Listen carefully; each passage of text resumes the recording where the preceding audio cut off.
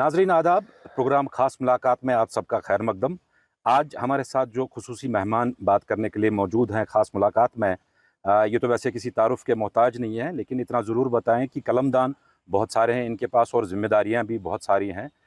हम बात कर रहे हैं वज़ीर ज़राअत व देही तरक्की और साथ में पंचायती राज जावेद अहमद डार साहब। जावेद साहब, खैर मकदम है आपका खास मुलाकात प्रोग्राम में। सबसे पहले आपसे जानना चाहेंगे, अगर हम मौसमी हालात आजकल के देखें, पहले हमने देखा कि ड्राउट लाइक सिचुएशन बनी हुई थी, यहाँ पे बारिशें नहीं हो रही थी। आजकल हम देख रहे हैं क्लाउड बर्स्ट हो रहे हैं, मिट्टी के तोदे गिर आ रहे हैं।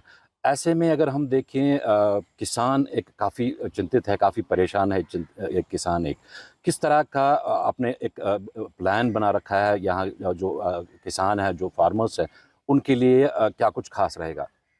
आपकी बात बिल्कुल सही है कि मौसमी हालात जो हैं बदल रहे हैं। ग्लोबल वार्मिंग की तरफ पूरी दुनिया जो जा रही है, और उसकी मेन वजह है शायद हम माहौलियात को साफ़ नहीं रख पा रहे, जिसकी वजह से अनप्रेडिक्टेबल बारिशें हो रही हैं, क्लाउड बर्स्ट हो रहे हैं, और बहुत सारी जानें जो हमारी हैं ज़ाया हो रही हैं। अभी हाल ही में आपने किश्तवाड़ का भयानक वो क्लाउड बर्स्ट हुआ, जिसमें कमोबेश 65 लोग जो है जिनकी डेड बॉडीज अभी तक रिकवर हुई है, और बहुत सारे मिसिंग भी है, बहुत सारे इंजर्ड भी हुए इसमें। उसके बाद एक दिन 2 दिन पहले कठुआ का है, जिसमें भी 5-6 लोग जो है जो अनजान हो गए, और बहुत सारे लोग ज़ख्मी हुए।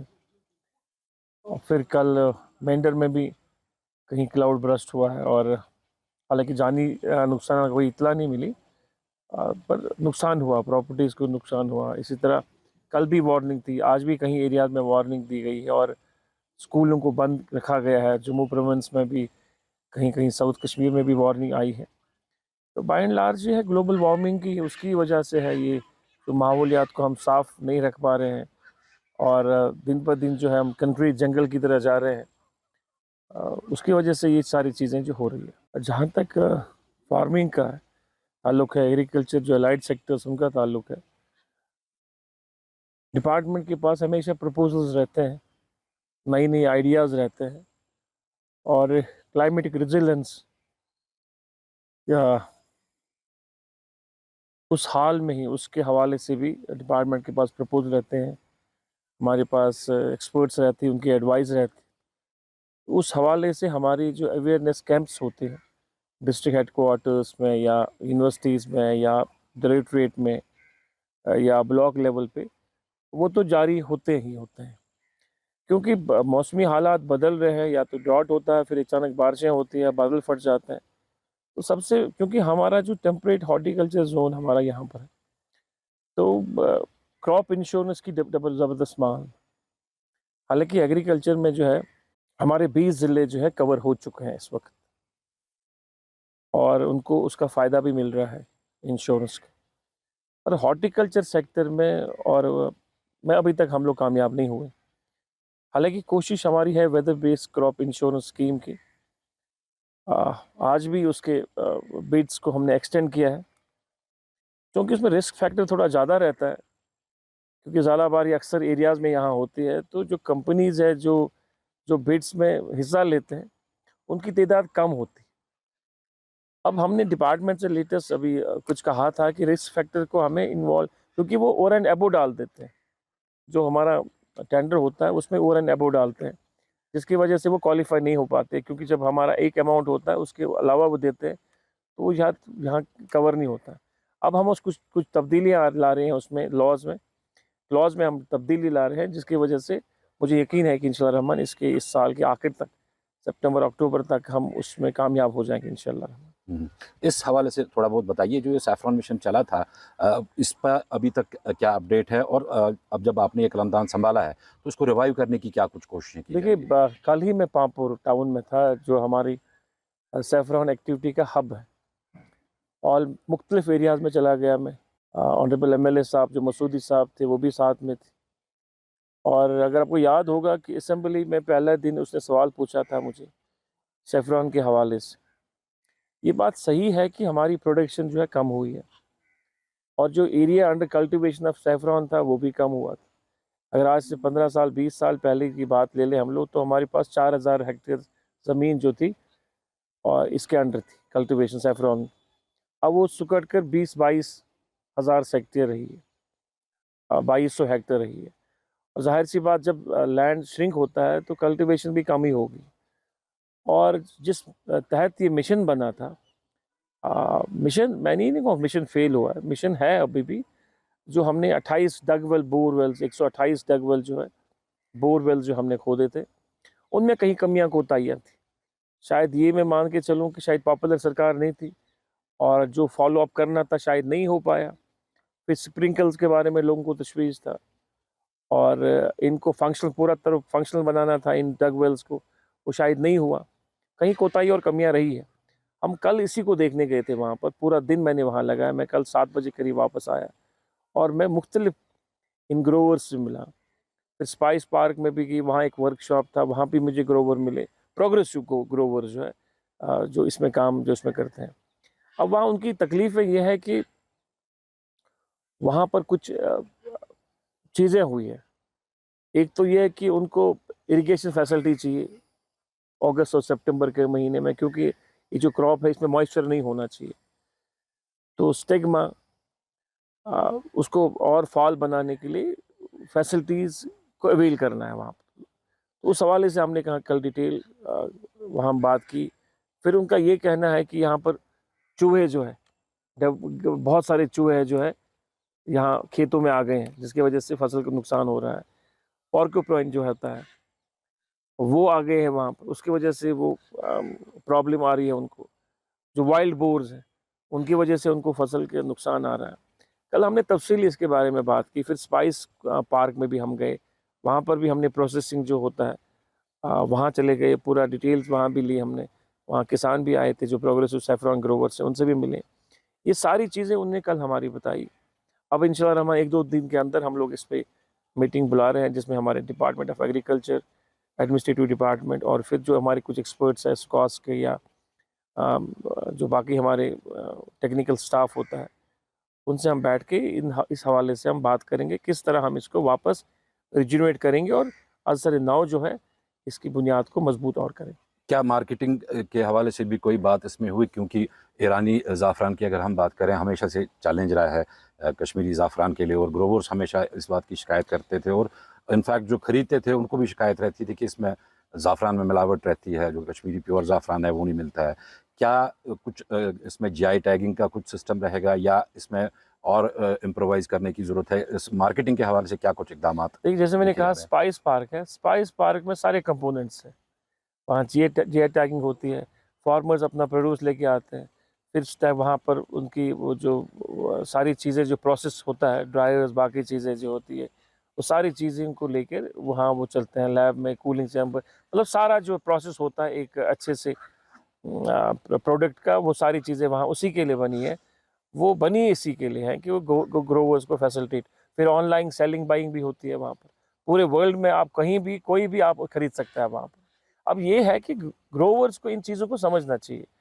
जितनी एक्सपेक्ट हम कर रहे हैं, जितने ग्रोवर वहाँ जाते हैं, पर उस तरह का रिस्पॉन्स नहीं है, कम लोग अभी जा रहे हैं।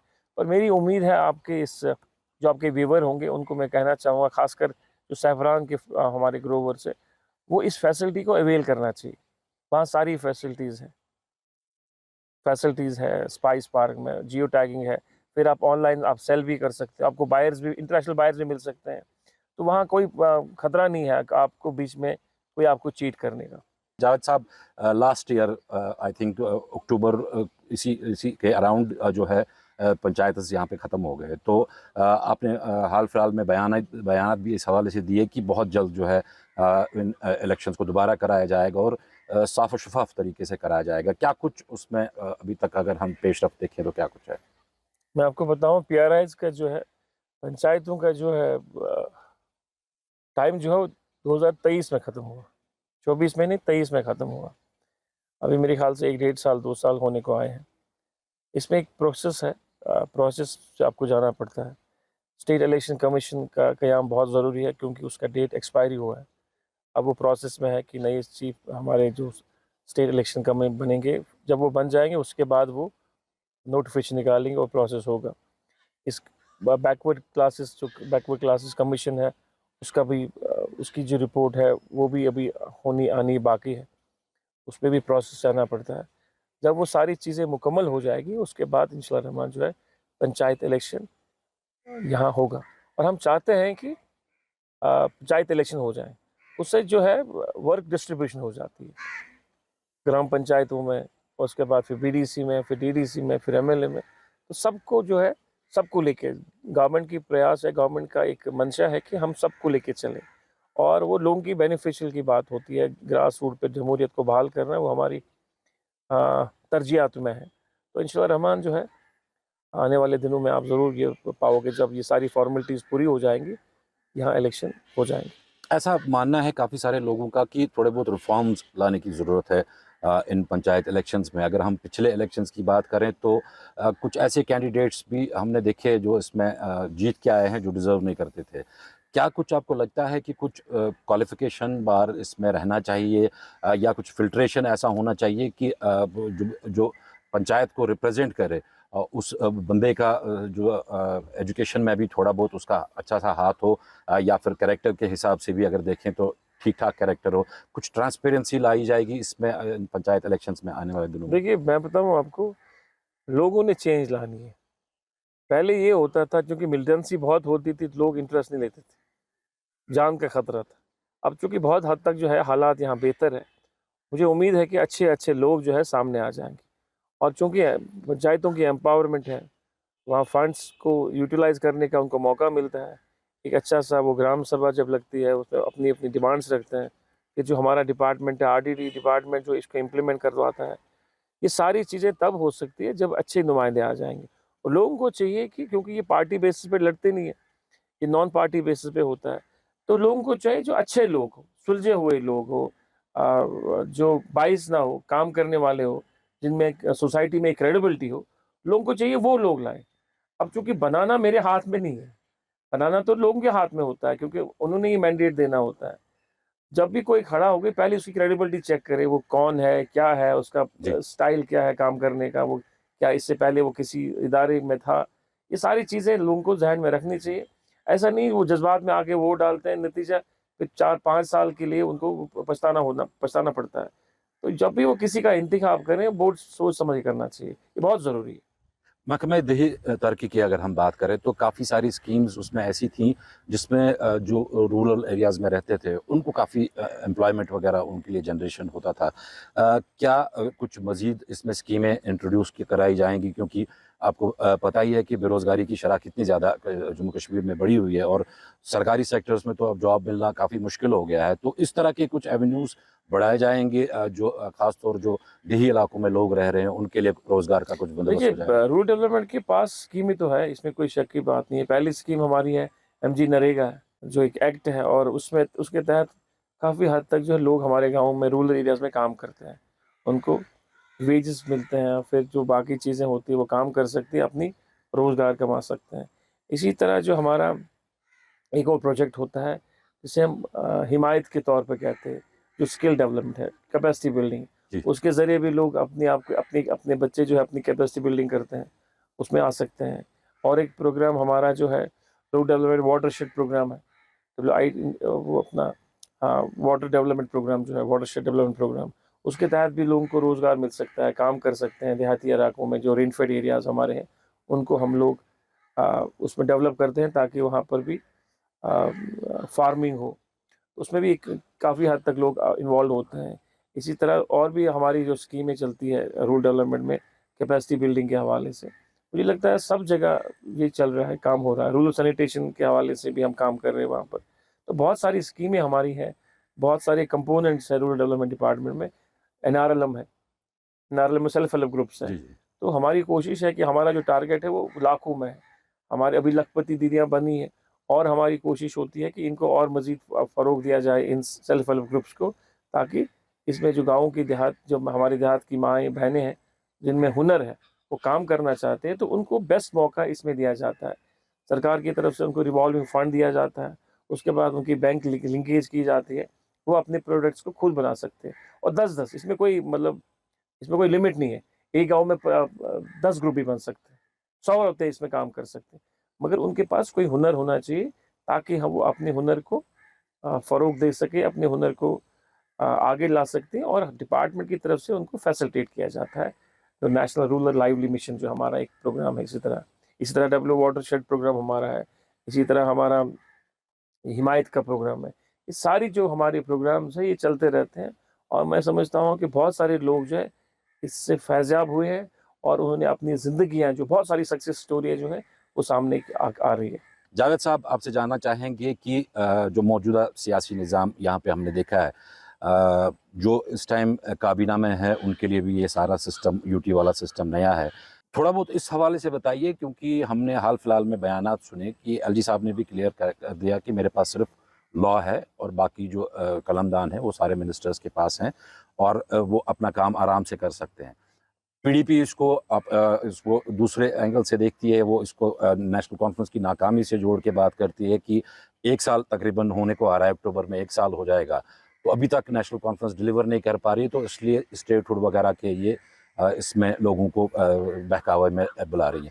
तो किस तरह से आप मौजूदा सियासती सूरत हाल को यहाँ पे देखते हैं, और जो ये यूटी का नया निज़ाम यहाँ पे देखने को मिला आप लोगों को भी और हम लोगों को भी, किस तरह से इस सब को देखते हैं आप?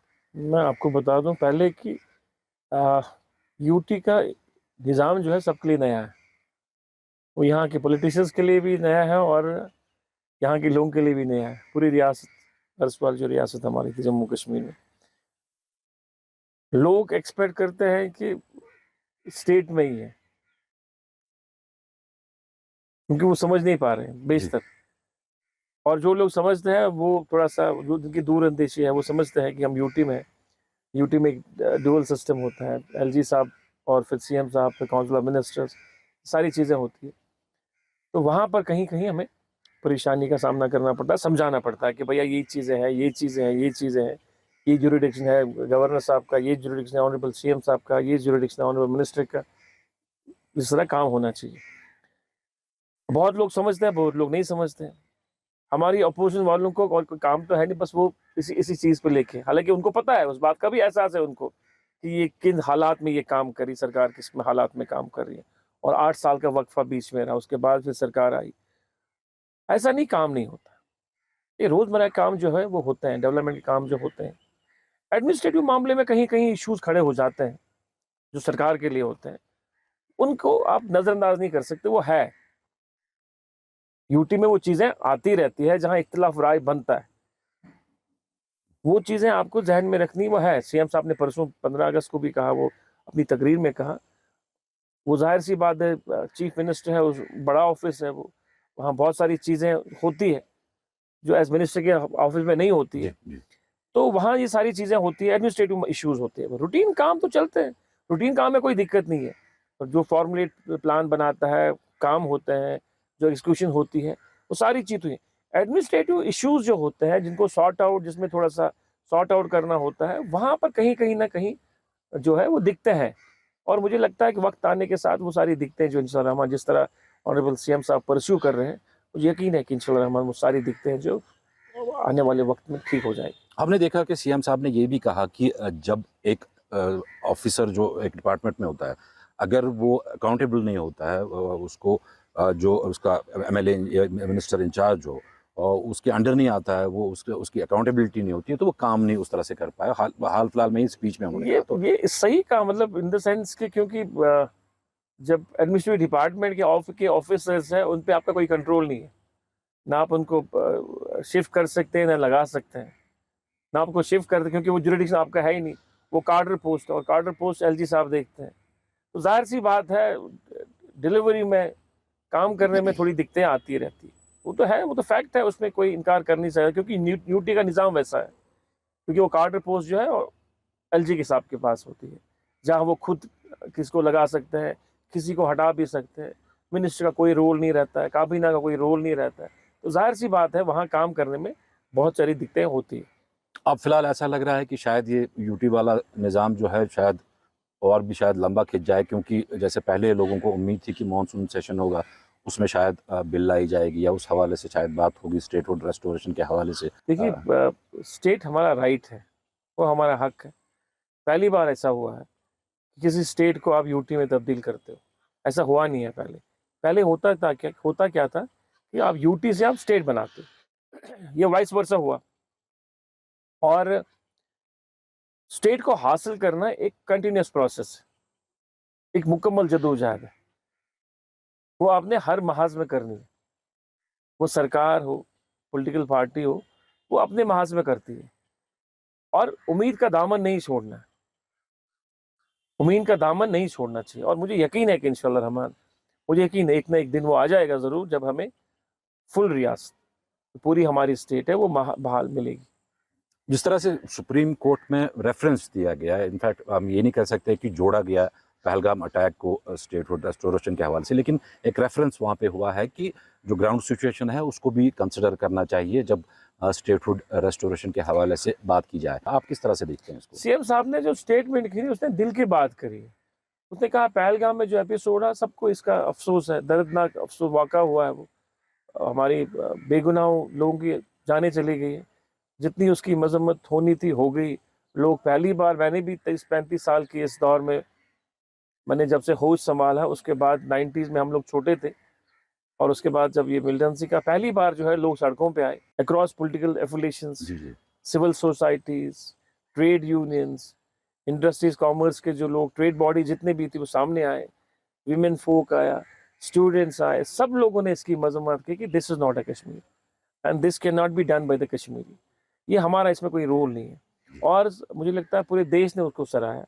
हालांकि कुछ लोग थे जो उसको मिस इंटरप्ट करने की कोशिश कर रहे थे, पर वो नाकाम हो गए, लोगों ने उनको जवाब दे दिया। आपके जो मैनिफेस्टो में था फ्री गैस सिलेंडर्स का, सब लोगों को फ्री बिजली देने का और नौकरियां देने का, बार बार अगर हम पीडीपी की बात करें, पीडीपी भी इस मुद्दे को बार बार उठाती है कि अगर तकरीबन 1 साल होने को आया तो क्या कुछ डिलीवर अभी तक हुआ है। साथ में अगर हम बीजेपी की भी बात करें तो बीजेपी भी इस मुद्दे को उठाती है कि नेशनल कॉन्फ्रेंस कहीं ना कहीं जो है डिलीवर करने को फेल हो गई है, जो उनके मैनिफेस्टो में जो वादे किए गए थे। मुझे आप एक चीज बताइए, लोगों ने 5 साल का मैंडेट देता, हमारी हिज़्ब इख्तिलाफ कहती है कि यार ये कौन सी बात, लोगों ने 5 साल का मैंडेट दिया। जब हम लोगों के पास गए तो 5 साल का मैंडेट लेके, और जब 5 साल का मैंडेट दे के चले गए आप लोग, तो लोगों ने हमें एतमाद किया, हमारी बात को विश्वास किया और हमें आगे किया कि नहीं, हम आपकी बात को मान रखते हैं, चलिए आप अब सरकार संभालिए। सरकार आ गई।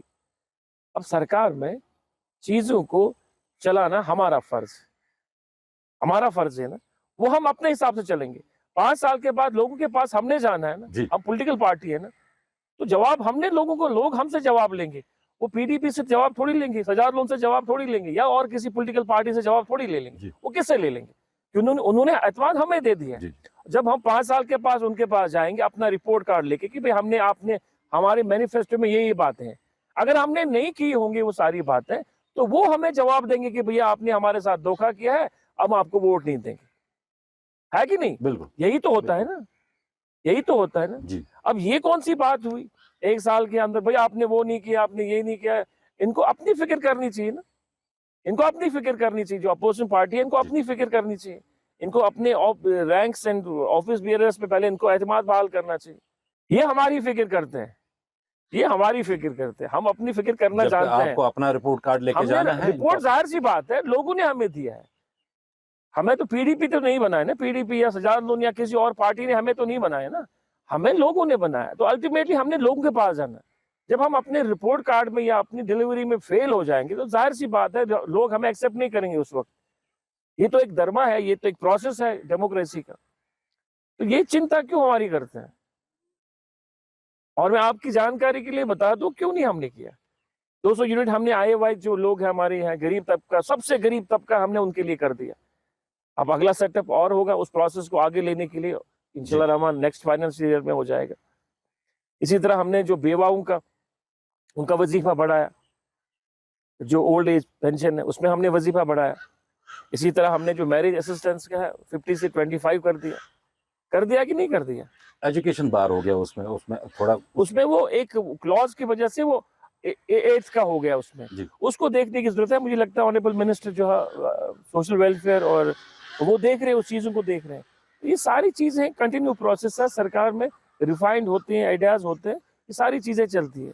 आगा रूहुल्लाह के हवाले से मैं बात कर रहा हूँ। अगर रिजर्वेशन पे देखें तो रिजर्वेशन पे वो सामने आए, और 370 पे भी बार बार उन्होंने हुकूमत की तनकीद की है, हक बनता है उनका। आप इसको कैसे देखते हैं? जो देखिए, हमारी पार्टी जमहूरियत से बनी हुई है, इस पार्टी में पहले राइट फ्रॉम डे वन से जमहूरियत पनपी है।